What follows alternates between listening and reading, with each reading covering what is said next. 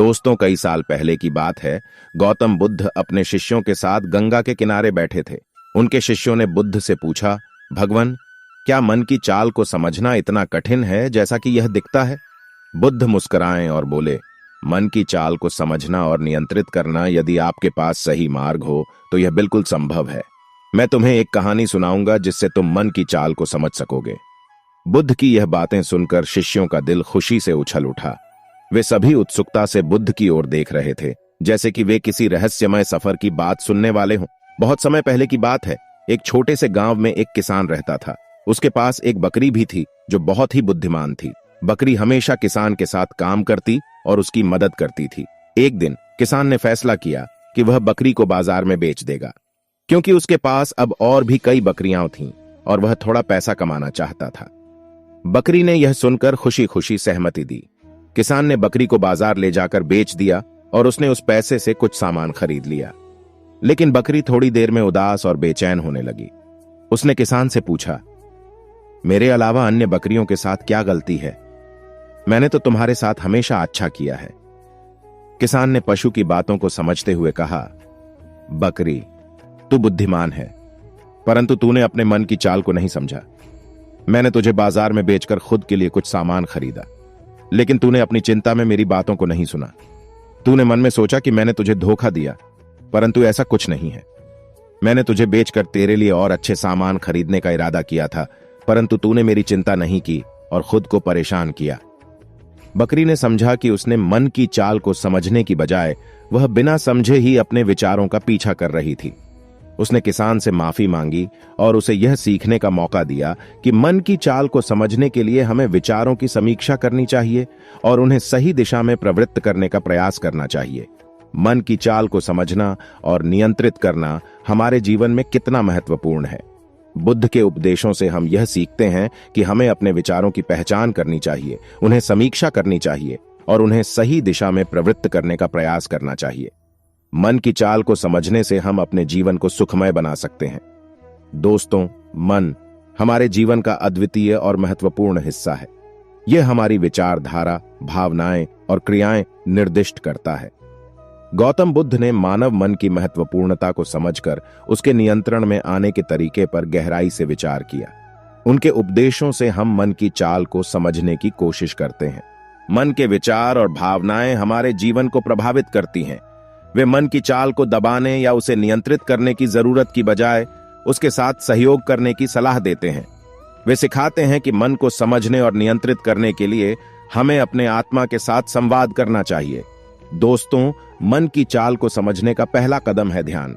ध्यान के माध्यम से हम अपने आंतरिक दुनिया में प्रवेश करते हैं और अपने विचारों को देखते हैं। ध्यान की मदद से हम अपने मन की उछलने वाली लहरों को देख सकते हैं और उन्हें नियंत्रित करने का प्रयास कर सकते हैं। गौतम बुद्ध ने अपने शिष्यों को विपश्यना की विधि सिखाई, जो मन की चाल को समझने का एक महत्वपूर्ण तरीका है। विपश्यना के माध्यम से हम अपने विचारों, भावनाओं और अहंकार के प्रति जागरूक होते हैं। इसके द्वारा हम मन के गहरे संरचनात्मक ढंग से इसके परिप्रेक्ष्य में देख पाते हैं और उसके असली स्वरूप को समझ पाते हैं। मन की चाल को समझने के लिए बुद्ध ने अनित्य का सिद्धांत दिया। इसका अर्थ है कि सभी भौतिक और मानसिक द्रव्यों की अनित्यता है, यानी वे अनिश्चित हैं और परिवर्तनशील हैं। मन की चाल भी इसी प्रकार की होती है, अस्थिर, अनिश्चित और परिवर्तनशील। जब हम इस अनित्यता को समझते हैं तो हम मन की उत्पत्ति और प्रस्तुति के पीछे के मूल कारणों को समझ सकते हैं और उनके प्रति अधिक साक्षी बन सकते हैं। दोस्तों, गौतम बुद्ध के उपदेशों में इच्छा की महत्वपूर्ण भूमिका है। उन्होंने इच्छाओं के पीछे के कारणों को समझने की सलाह दी। इच्छाएं मन की उछलने वाली लहरें होती हैं जो हमें भ्रमित करती हैं और हमारे विचारों को विस्मय में डाल देती हैं। उनके उपदेशों में आत्मा की अज्ञानता के विषय में भी चर्चा होती है। वे इस भ्रम को दूर करने की सलाह देते हैं कि मन को सिर्फ एक सामान्य वृत्ति के रूप में देखने से हम आत्मा की असली स्वरूप को समझ सकते हैं। दोस्तों, हमें अपने विचारों के प्रति सजग रहना चाहिए, क्योंकि वे हमारी चाल का कारण बन सकते हैं। यदि हम अपने विचारों की पहचान कर सकते हैं तो हम उन्हें समझने और संभालने में सक्षम होते हैं। गौतम बुद्ध के उपदेशों का एक महत्वपूर्ण सिद्धांत है सहिष्णुता। उन्होंने सिखाया कि हमें अपने मन की चाल को सहिष्णुता से देखना चाहिए, चाहे वह प्रिय या अप्रिय हो। हमें आत्मा की गहराइयों में उसकी चाल का कारण ढूंढने की कोशिश करनी चाहिए ताकि हम उसे नियंत्रित कर सकें। बुद्ध के उपदेशों में मन की चाल को समझने की एक और अहम बात है, बोधिचित्त। यह एक ऊंची स्थिति है जिसमें हम मन की चाल को पूरी तरह समझते हैं और उसे नियंत्रित करने के लिए समर्पित होते हैं। इसके माध्यम से हम अपने मन के विभिन्न विकल्पों को समझते हैं और सही दिशा में उन्हें प्रवृत्त करते हैं। दोस्तों, मन की चाल को समझना और नियंत्रित करना हमारे जीवन की महत्वपूर्ण जरूरत है।